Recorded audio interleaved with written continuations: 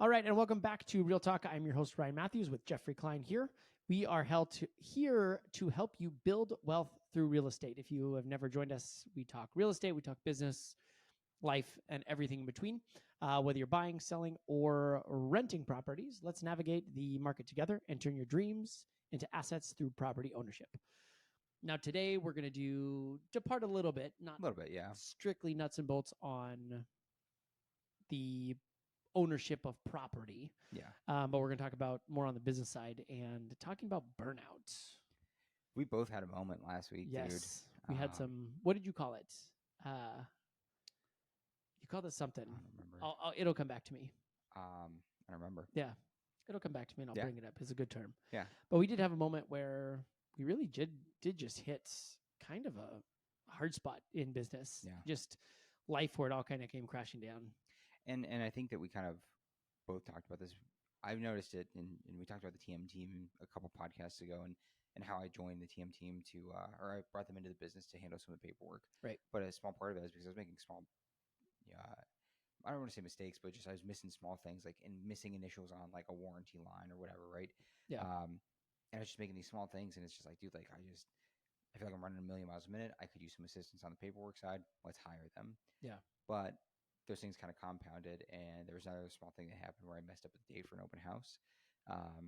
And it just kind of, I think that, I mean, there's more to that story too. We'll kind of get into that, but I'll get into it because I was you're the one that got into it. I am the front, I'm the face of that one. Yeah.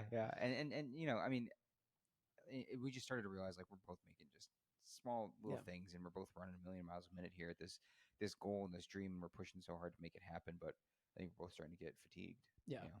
And I think it too is a good, there's a lot to unpack there, and I love it. And I think it really is a lot of just some of the stuff that I've been reading this week and listening to. Just I consume a lot of podcasts, and we share a lot of podcasts with each other. There's some that just in pushing toward a goal and the dream that we're trying to build and pivoting our business and really making a massive change over the last like 9 months, we started to forget about like the day-to-day and like the things like why we're doing this. It's not, we're not building the business to build a business necessarily. We're building it to build a life that we want to live. Yeah. And I think that's where we hit it, where we're like, fuck, like we are just, what are we doing? Like, it's just constant. Feels like 24 hours a day where we're just go, and we're not slowing down at all. Yeah. I think that we both have kids, right? Different age groups, but they're a lot of work no matter what age. Yeah.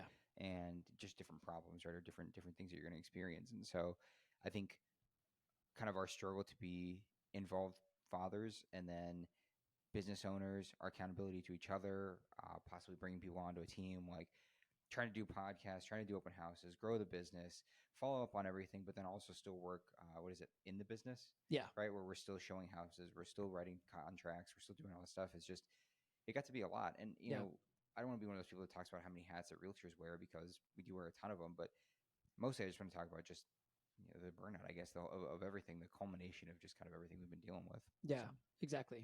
And we've had a pretty rigorous schedule. We've done a lot of open houses. We've done pretty planned weeks as far as like, we have emails to get out, we have content to produce, and then that's all like building business. And then we have obviously working with clients. And then when that gets busy, the hardest thing to do is like you have so many plates that are spinning, so to speak. I always have this visual where they're in like the circus or Cirque du Soleil, and they have all the plates spinning, and then you're like, well, shit, like at some point something inevitably drops. And I think that's what you're getting to, like where the mistakes happen. Like, so let's talk about the open house that didn't happen.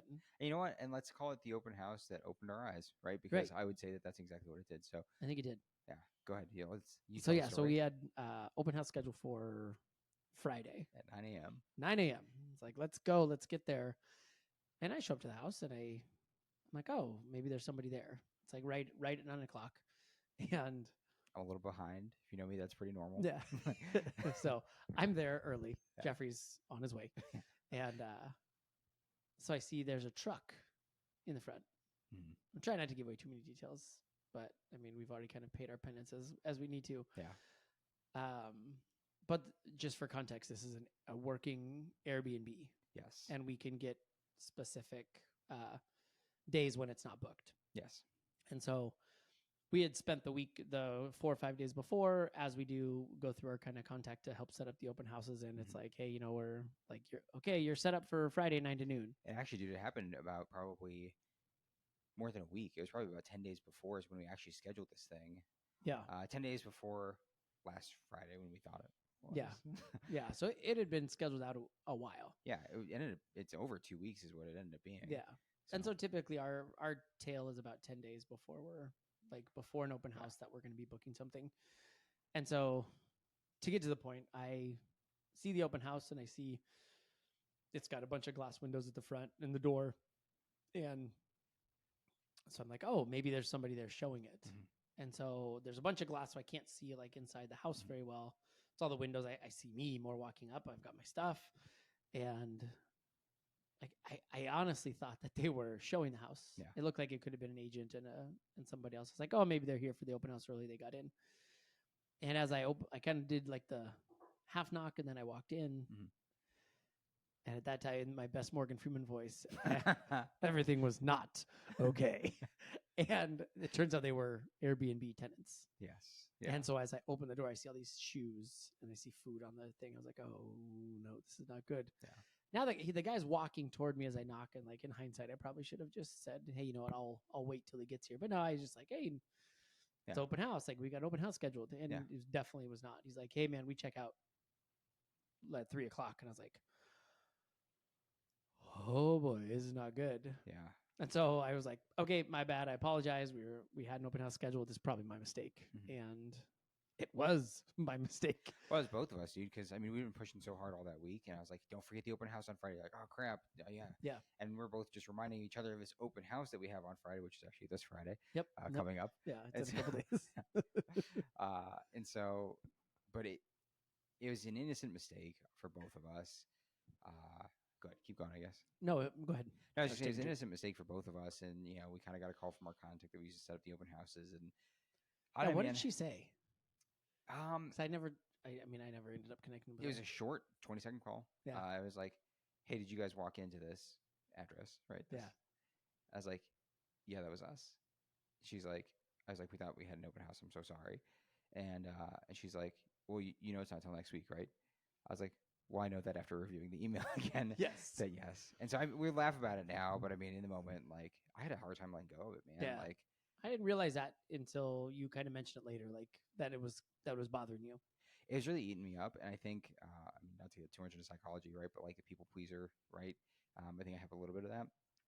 And so when I feel like somebody's upset, it eats at me. And so not all the time. I mean, Alana, I can go a couple days, fighting. Like, I don't care. But when it's, so it can really eat at you. And so it would just like sitting there, you had a coaching call.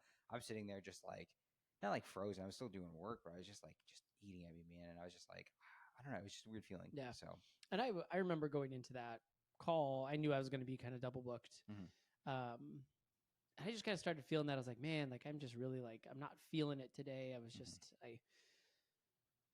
I don't know. I kind of told you there where I just felt like I'd overcommitted myself to different things. Like I'm coaching I have coaching calls that I attend. And then I also have volunteered myself into some other ones in my investing groups and stuff, which I love to do.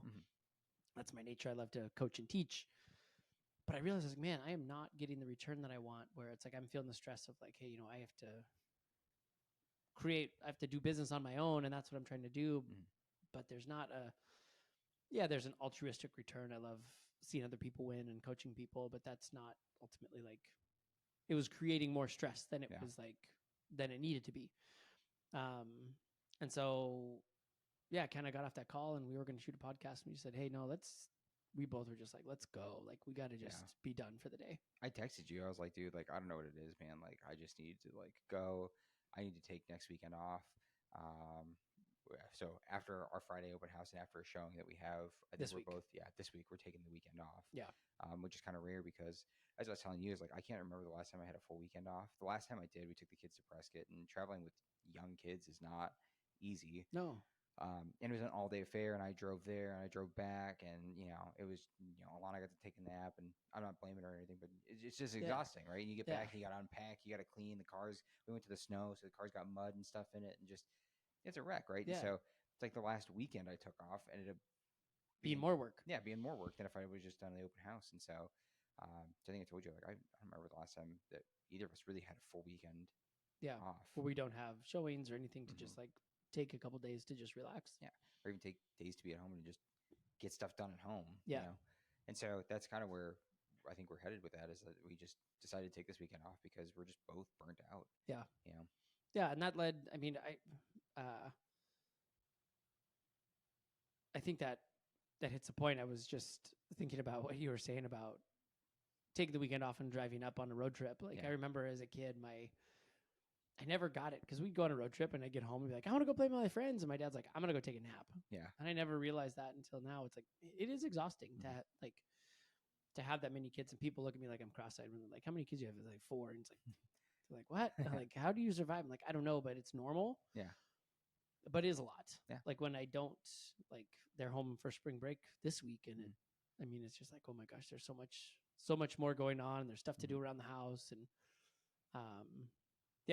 it is always a lot with them. So you don't, like, even a weekend off isn't always a weekend off. Yeah. And then you were telling me, even when you got home, it's a funny story. I like it. I don't want to have to tell this, but I guess I will. Because I've had that too. Like, because I think part of it too, it's good because I've snapped at my kids, and I hate doing it. Like, I get snappy, and it's like, man, this is not their fault. Yeah. And they don't understand all the work that we do. Yeah. And you can go into like whatever detail you want, but I thought it was cute, like what the girls like. No, I'll share. Yeah, you had a moment, and I thought it was. I mean, this is apropos. real talk, right? Yeah, I mean, exactly. So if we're gonna go there, let's go there, Okay. right? And so, like I said, really held on to this anxiety around the situation all day, just eating at me. Even now, I feel like myself kind of cringy about it. Yeah, does it have the ick? Yeah, it gives you the ick. It gives you the ick. Yeah. we're learning the lingo of the kids these days, the ick and all that stuff. We'll keep you updated on more. We're trying to bring more in. Trying to target Gen Z here. Yeah. It makes us kind of mid if we don't understand all the language. Cap, bro, or no cap. I don't know. I don't know which one it is. One of them. I'm not wearing a hat though. Oh man. But yeah, so this funny thing that happened is that, so again, I just dealing with a lot of emotions. I think I realized like how exhausted I've been. Like, and like, dude, again, trying to be a husband and a father and all that stuff. I go to bed really late. Midnight, 1 o'clock is pretty normal. I wake up around 5, and maybe I'll sneak in a nap after I go for a walk around 5:30, and then maybe I'll sneak about an hour nap. But it's like, dude, like, it's just constantly, and then driving. I mean, you drive just as much as I do. Mm-hmm. We both are about 45 minutes from the office, and we try to meet there regularly, and just a lot. There's a lot that goes into our weekly, right? As I got home and I was exhausted, I was home at like 1 o'clock on a Friday, pretty dope. Yeah. It's like, I'm gonna go pick some weeds. Had some country music going. The girls were running around playing. And then, I don't know, they started picking weeds with me. Yeah. Got emotional. Started to cry about it. Yeah. Just like, I think it was just a release of just everything that was going on. Yeah. Right.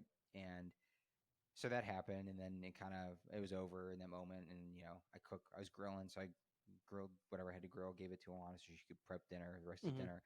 So I'll pick a couple more. I'm out there all alone. Music's going. It's like a slow country song, whatever. Yeah. And then those will get you. Yeah. I just enjoy it. I mean, I love country music anyway, but yeah, and everything on radio is so sad these days. Yeah. I heard a thing about this real quick tangent. Gen Z searched sad songs more last year, and so you got to think that all these AR people for these artists are going to start pushing them to do more sad songs, which honestly probably just drives us deeper into depression, but whatever. Yeah. Right. Misery loves company. Yeah. So tinfoil hat on. Tinfoil hat, yeah. There it is. It's a tinfoil yarmulke, dude. Yeah. That's too funny. That's too funny. So, but anyway, so the first time happened, I cried about it. Dry your eyes, kind of move on. Second time, Peyton comes bursting through the sliding glass door. Like, she opens it and she comes out all excited. And oh man, just like that instant, like I wasn't expecting her to come out, and she's happy and she's smiling, and Nora is running right after her, and it got me again. Yeah. And so I'm sitting there, and Peyton's like running around the grass. I'm just like a mess. Yeah. And so she sees me and she comes over to try to comfort me. Yeah. She's like, this is the funny part, right? She's like, Dad, you can't keep doing this every time you pull weed. I was like, I just like was laughing. I was like, you know, laugh crying, I guess. And Yeah. I was like, baby, it's not anything to do with the It's weeds. not the weeds. But I appreciate that. Yeah. And then I think she thought that it was a sad country song that was on or Yeah. whatever. She's like, the song ends, and she's like, see, the song is over. It's okay. And I was like, baby, it wasn't the song. It's just Yeah.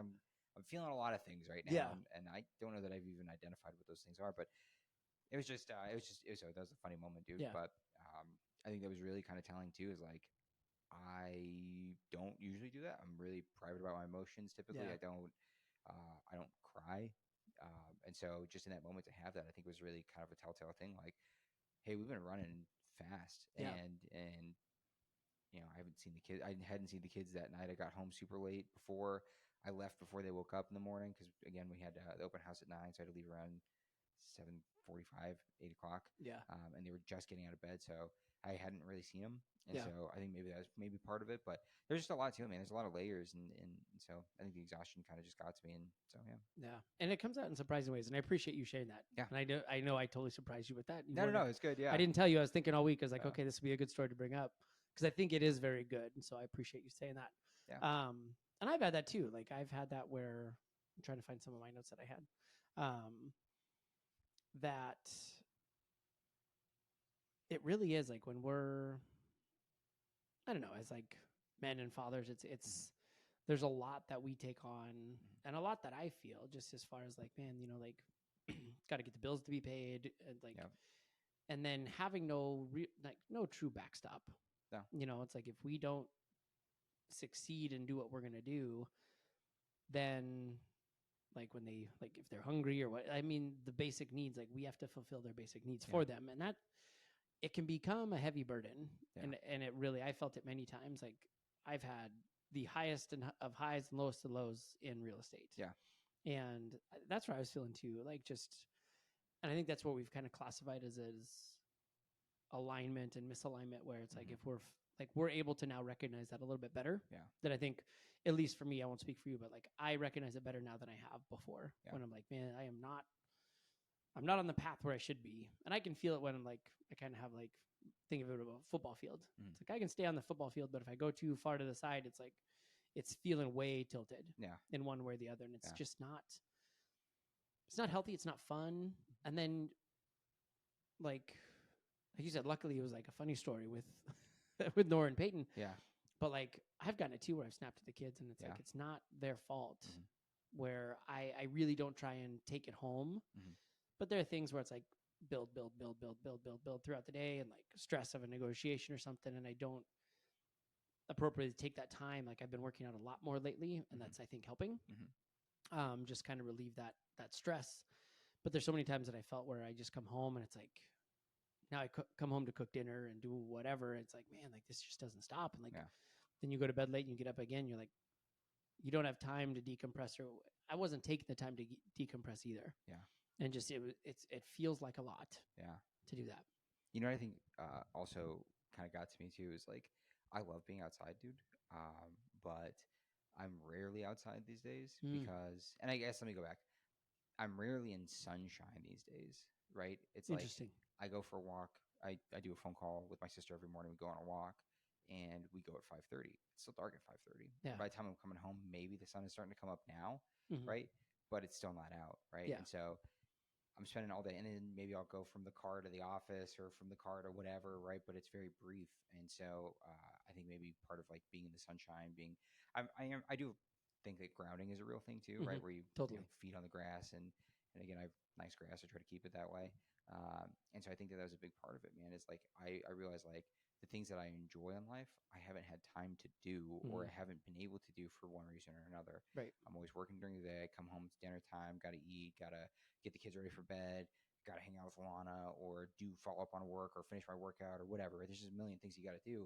Yeah. And then all of a sudden it's like, okay, it's midnight, 1 o'clock, like got to go to bed, got to wake up, do it all over again. And so I think that that's to your point, like being misaligned and not being where we wanted to be, being like, I guess we're working so hard to create the vision of what we want our lives to be like that right now we're not aligned in that anyway, because we're working. I don't know how I'm trying to, I think I was on a call today and it was talking about, it's a lot like the book The Gap in the Gain. Yeah. You know, it's like Yes. you strive to get something so much Mhm. and you have this vision of whatever it's going to be, but you don't. And I've had that where like when I don't know, and I don't know where it came from, but I had this goal years ago to make. I need to make $100,000 a year. Mhm. I need to see $100,000 on my W2. Yeah.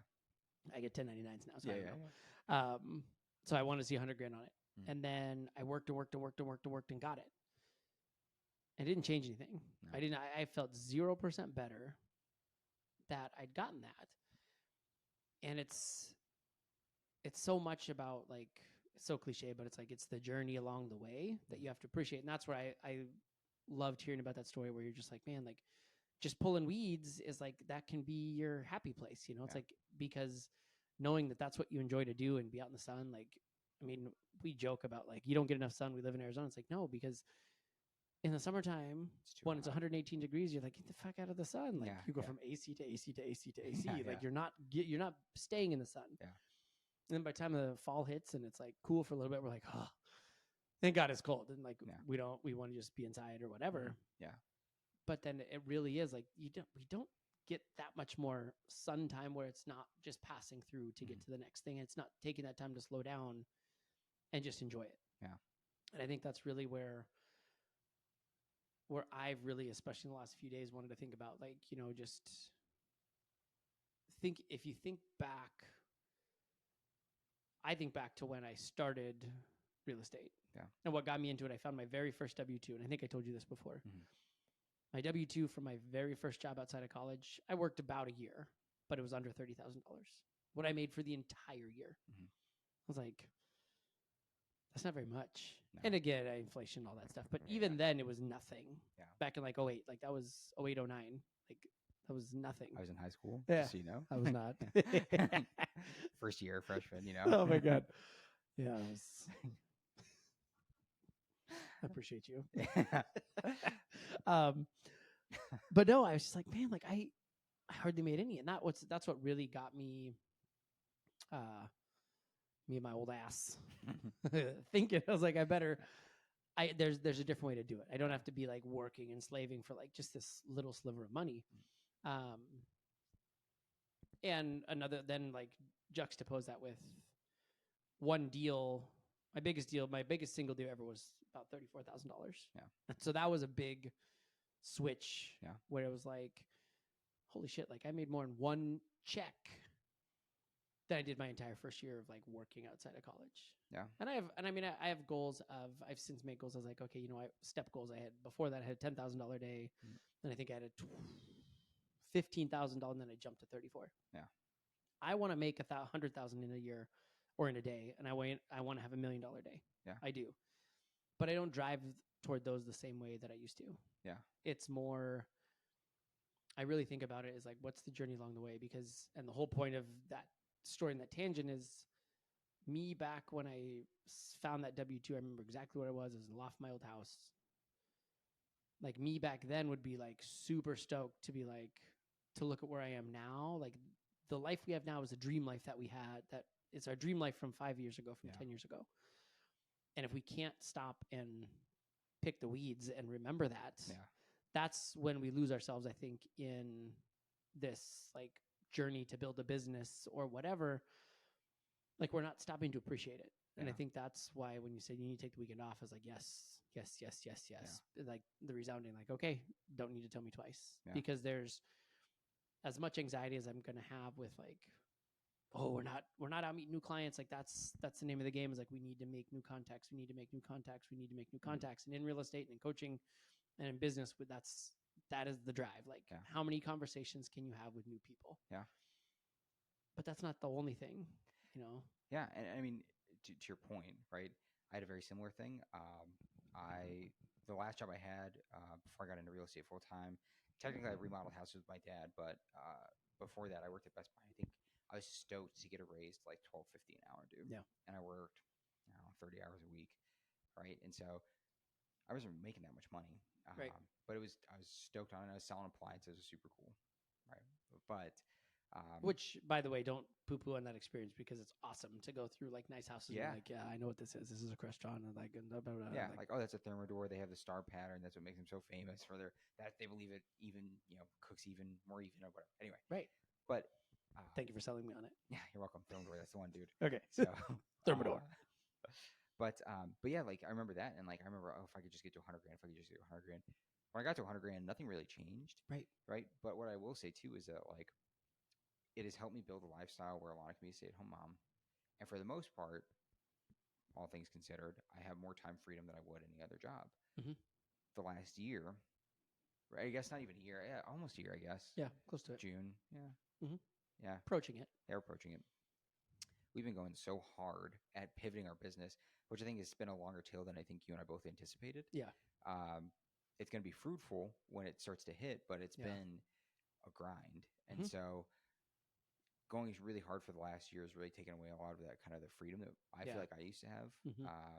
And so for better or for worse, it's making me do things that we should have always done. And I always say this on the show, right? Is like, we're doing things that we should have been doing for a long time. Right. But I think we're doing it at a more intense level. And it's just, we're also doing a lot of things. But I say all that to say is that like I didn't stop to enjoy the life that I have.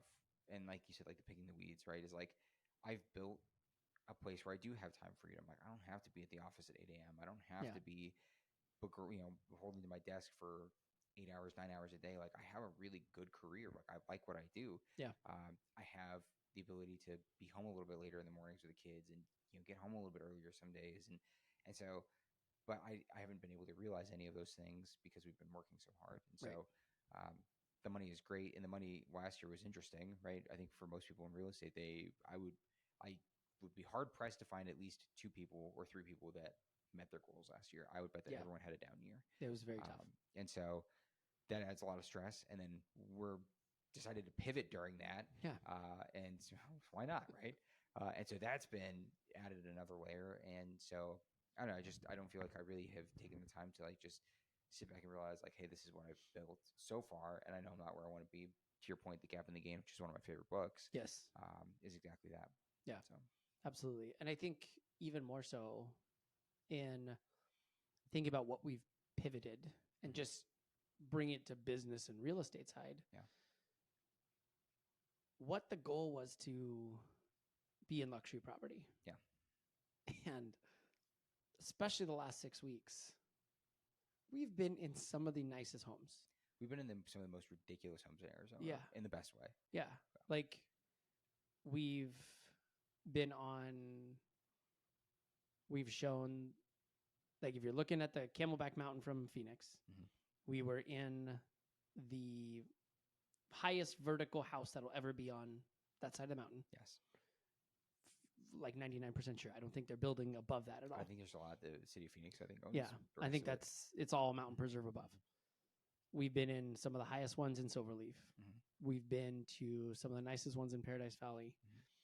We've been in some of the most ridiculous houses where I'm going to get RJ on. Yes. And if you've seen it, it's the house with the go-karts and the gun range in Gilbert. In Gilbert. And we've gotten to experience some things that a year ago, this is literally a year ago, what we were like, we want to be in this position. Yeah. And now less than a year later, we're burned out and we're like feeling frustrated because we're like, we feel like we're not where we want to be, but it's exactly where we set out we were going to be. And so it's so crazy to look back and be like, that's a good point. Shit, like what's wrong with, like at one point you're like, what's wrong with us? But it also shows that drive that we are literally trying to 10x the business. Literally. And we are on track to do that. And it's going to be insane. But it's also these moments to stop. And part of this reason we sit here and do this podcast is because it's just as much for us as anybody else. Yeah. Because this is us. It's like our own personal therapy session. To be like, okay, what are we doing in business? Like, what's bothering us? That's what we're going to talk about today. Go. Yeah. Like, that's how we came up with this topic today. Yeah. And go ahead. No, I was just gonna say I agree, dude. It is funny to look back and like I didn't put 2 and 2 together that a year ago you and I were interviewing brokerages. Yeah. Right. I guess April, but just about a year ago. And about a year ago we made the decision to go to North and Co.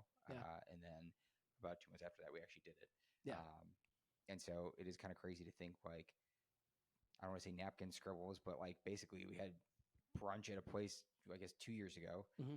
And then a year later we were making that decision. And now here we are a year after that from our initial conversation. And we are exactly where we said we were going to be. Uh, and it's been so much more challenging, but it'll ultimately be the more rewarding Right. than I think we both thought. Right. So Yeah. And I think outwardly we get people recognize that. I mean, we've had tangible recognition in awards and other things. I got on a billboard, which was wild. Yeah. Like that was one of the craziest things ever. Still, it's like we got a couple more days, so yeah, you haven't seen it yet, so you'll have to go up. Maybe. I know. I got it. Well, tomorrow. Yeah. Shoot. So you got to go up there before the meeting. Mm-hmm. We are going to go to the meeting. Yeah. But yeah, I mean, so we've had some tangible outward recognition, and then we've also had other multiple people reach out and just say, "Hey, like we like what you're doing," and people have said like they see what we can't. I think like the forest through the trees. Yeah. You know, it's like we're in it and we're grinding. We're like, man, we got to do this. We got to do this. We got to do this. And we are achieving it. And that's, I think, the hardest part, to continue to remind ourselves and still just allow ourselves to see on a daily basis.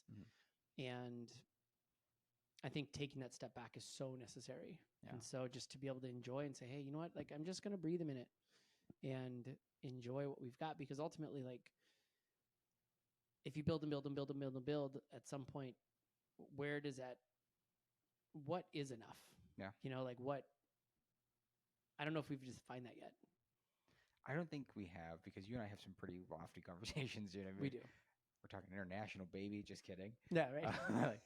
National, right? Yeah, We talked about yeah. going outside of Arizona. Yeah. And so, you know, I think that you and I, it's funny because we bounce each other really well. You've helped me let my mind wander, and I've helped kind of bring it back down and be like, okay, this is the first step. Like this is what we do first. Yeah. And I'm down to talk about these conversations, but this is where we got to start. Right. And so I think it's been really healthy for both of us. And so we haven't defined what's enough. Right. And I don't know that I have an idea of what like would be enough for me. And I think that we're probably pretty aligned in that, even though we haven't had that conversation. But, you know, it is just interesting. It is just interesting to just look and think, we've been building for so long, and you're right, we don't see everything that we're doing. Right. And we're still waiting on some of these results to come in. Right. But we're doing the work. And so it is nice to just sit here and really, I mean, honestly, this is the first time that, you know, I feel like Trump, this is the first time I'm hearing of this, right? Wow. I've never heard this before. Yeah. Not to get political, but yeah, that's funny. It's one of my favorite memes. Yeah. So, but yeah, like really to think about, like, hey, 2 years ago, man, like this was a dream, and a year ago it was becoming a reality, and a year later it is reality. Right. And wow, like that's interesting. Yeah. Like, to look back, it's like when you climb a mountain. Have you done mountain climbing? I haven't done like hikes and stuff, like 8-mile hikes, but okay. So like on any of that, you look up and you see like, fuck, that is a long way. But then all of a sudden you're just walking through the trees and you're like, there's going back to more analogies, but like you do your hike or you climb the mountain and it's like, there's a couple mountains. One I did with my dad and then with a buddy up in Washington, Mount Adams. And it was just like, you go and then there's a false summit, which was very disheartening. Yes. Because you go and then you're like, God, I got another 2 hours till I get, like, you get over this and you're like, that's it. Because you can't see the summit. And then you get over that and you're like, oh, it's up there still. Like, shit, it's a long way to go.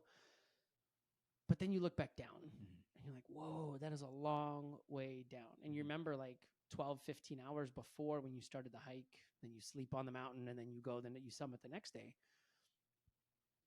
You don't realize it in the middle, like what each step, the progress you're making. Yeah. You're just going and going and going, and you just keep your head down and you go and you there's a process, especially in like mountain climbing. My dad, it took him forever to teach me, but it's the rest steps. You go up and your back leg is resting and then your front leg doesn't have pressure on it. Take a breath and then you do the next one, because you're like walking up big stairs of snow.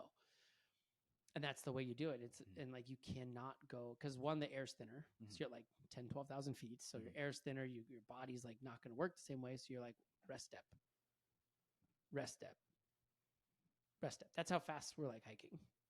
That's crazy. Yeah. Dude. I've never heard of rest steps. Yeah. It's wild. But then at some point you're like, okay, you get up there and like, whoa, like this is actually making progress. When you look back at like in each step, it's a burn and it's a grind and it's hard and your body's like, no, I'm not going to do it. And you're like, just one more step. Yeah. But then at one point you're there. Yeah. And it feels so good. For just a minute, we've talked about this other analogy too. It's like being on the top kind of sucked because then I got cold. I did not get altitude sickness when I went up there, thankfully. But when I went with my dad, there were 6 of us and half got altitude sickness, half did not. I was up there, felt great. But then I was cold and I was like, man, like my body's starting to seize up and like I want to start hiking down. Like I had this desire to just like, I was up there for 20 minutes. I was like, yeah, I'm going to go down now. Yeah. But it really like truly the best part is when we got over that fall summit and then I was getting to that last little pitch, that last 10% was the best because you're like, you're there and you knew you accomplished it. Yeah. And it was better than even getting on the top. So it's like like we said, the checks are great, but it's about that. It's about the climb and appreciating along the way. Yeah. I think that's the hardest part. And the reason that if you don't do that, that's how it's going to lead to burnout. Yeah. Yeah. I think it's where we're at, man. I think that we are, and I feel a lot better this week, right? I think we took Friday and we did an open house on Saturday. And Sunday, I think we both took off for the most part. And so, yeah, I'm feeling a lot better on today on a Tuesday than I did last week. But I'm excited to see how I feel next Monday after taking a weekend to just be home. And like, I haven't spent a week, like I said, I haven't spent a weekend home forever. And so taking a look back and just taking that rest step of 2 days and just saying like, hey, look, I don't know, just taking a second, just a pause. Yeah. And just appreciating it. Yeah. Yeah. I think, and that's how it's like you can go so much further. Yeah. Yeah. Absolutely. Anything else you have on burnout? It sucks. That's about it. Yeah. Do the things that make you feel alive. For me, getting out in the sunshine, and for you, it sounded like working out, right? Started to help you out a lot. Yep. Just taking more time to do that and just figuring out a way to de-stress a little bit, whatever that looks like. Yeah. So. I think I was thinking too, I'll have to post it again, but I was thinking about my brother and I skydiving. Like that's not it helps you feel alive, but that's not the only way, but I want to do it again. I was thinking about, that was fun, but I think just getting out and taking that time to enjoy it. We're polar opposites, dude, because my sister went skydiving and she's like, oh, I love it. I'll go anytime. And I'm like, my feet stay firmly planted on the floor of the plane. Like that's it. I don't like flying anyway. Yeah. And then jumping out of it. No, thank you. Yeah. So they made us roll. My brother and I had to roll the door. Like they had this like little plastic door. Oh my God. So we're like, dude. The instructors are here and behind us. And so we're like rolling the door up. We're like, literally over the Grand Canyon. And so we're rolling it up and we're like, ooh. And so my feet were on the bottom of the plane. Like, I'll have you know. Like before I went, my butt was on the edge and my feet were underneath the bottom of the plane. Oh like he's like, okay, you got to arch and you got, so that's where they were. When they dive with you too, right? Yeah. So we're really attached to the hips and the shoulders. And then so my brother and his instructor went first. I see him and he's like over there and he's like, then all of a sudden, whoo, and he's gone. I was like, oh shit, that's fast. That's a long way down. He's like, okay, you ready? I was like, yeah. And so basically like my butt's like just this much is on the edge of the plane and they're like, I hooked my heels underneath so they're touching the bottom of the plane on the outside. Yeah. And I'm just holding on like this and all of a sudden it's like, whoo, and he just pushed and we went. It was awesome. It was the best. Like I think it was like 25 seconds of free fall or something like that. Somebody on Skydive is going to probably be like, no, it was not long, not that long, but it was a good amount of time. I think it was 10,000 feet of free fall. And then, about 4,000 or 5,000 feet with the chute open. And it was unreal. It was one of the coolest experiences ever. Yeah. There was no fear. Like after we were falling, there was no fear. What are you going to do? Right. Yeah. If something fails, what are you going to do? Yeah, and they did tell us, like, this is a total tangent, but they did tell us 2 dives before us that they did have a kind of shoot away. Huh. Yeah. But it happened. I know my brother and I were like, okay. So what? It was twofold. It's like, well, one, he knows what to do. Yeah. And he had a second shoot. But they're like, yeah, it happens about every 1,000 jumps. So you guys are probably good statistically. We're like, yeah. It doesn't make us feel much better. but we made it through. So that'll be one that we'll do at some point. Yeah. So that'd be fun. Yeah. Yeah. I'll pay for you. Yeah. Okay. So The benefit of that is that they push you out, right? You yeah, can't. yeah, exactly. can't, like- You can't not go Yeah. at that point. No, dude's jumping with or without you, and it's Yeah, with you, yeah, man. we're going because you're strapped onto me and I'm going down that way. So Have let's you go. ever seen Wild Hogs? Last tangent.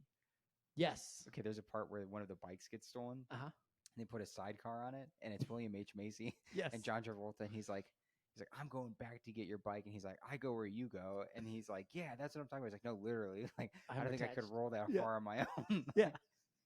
So, same thing, right? There you go. You have no choice. Yeah. You have no Gotta choice. go. You just have to do it. So funny. I love it. I love it. Cool. Well, Well, I think long that's day, all we but got. It's a good one. Yeah, that's what we got. So thank you for tuning in. Appreciate you listening to us ramble a bit today. And again, if you like this content, if it's real estate or just business or alignment, tune in, subscribe, and rate the podcast. It really helps us grow. And if you know somebody who would like something like this, please share. That always helps. Until next time, remember, real estate journey does start here. Stay empowered, stay informed, and keep building your legacy. We'll see you next time.